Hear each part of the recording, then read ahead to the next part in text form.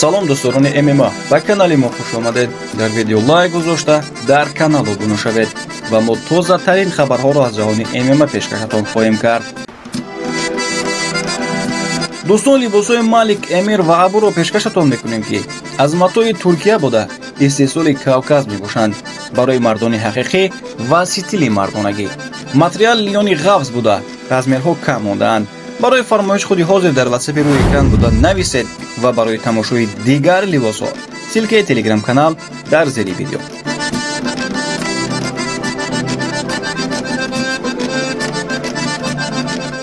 варзишгари бебохти тоҷик Самандар Муродов боз дар октагон дар доираи турнир Road to UFC баромад карда худро нишон дод. Самандар Муродов яке аз варзишгарони ояндадори дивизиони ниммиёна мебошад. ин навбат низ варзишгар баромад намуда бебохтии худро ҳифз кард. муборизи тоҷик ва Ҷонатан Присман 9-3 дар доираи нимфинал дар мусобиқаи Road to UFC дар Лас-Вегас муҳориба карданд. Самандар Муродов дар натиҷаи 11-мин пирӯзӣ пай дар пайро ба даст овард. бо қарор якҷӯлаи доварон бо ҳисоби 30-27, 30-27, 30-27 пирӯз шуд. рекорди нави Самандар Муродов ба 11-0 баробар шуд. бояд қайд кард, ки ин ғалабаи дуюми Муродов дар ин турнир мебошад. оиди шаҳрнома бо UFC ҳанӯз гап задан барвақт аст, аммо ҳама чиз имконпазир аст. дар гузашта Муродов дар ҳамин турнир рақиби дигари брезилиягии Ҷиан Сикуэйраро мағлуб карда буд, аммо ба UFC созишнома то ҳол баста нашуд. зеро пирӯзӣ ҳатто дуто ҳам ҳанӯз ҳеҷ чизро кафолат намедиҳад. статистикаи Road to UFC дар тамоми давраи лоиҳа чунин нишон медиҳад, ки дар маҷмӯъ 13 мусобиқа гузаронида шуда, ки дар он 59 муҳориба баргузор шуд, ки дар он 37 варзишгар ҳадиақал як ғалаба ба даст оварданд. аз 37 варзишгар ҳамагӣ 10 нафар шаҳрнома бо UFC гирифтанд. Шон Омели беҳтарин ҷанговари UFC-ро гуфт. чемпиони амалкунандаи UFC дар вазни сабук Шон Омели бо роҳбари созмон Дана Вайт розӣ нест. ӯ бар ин назар аст, ки рейтинги беҳтарини ҷанговари UFC новобаста аз вазнро бояд Ҷон Ҷонс роҳбарӣ кунад, на Ислом Махачев.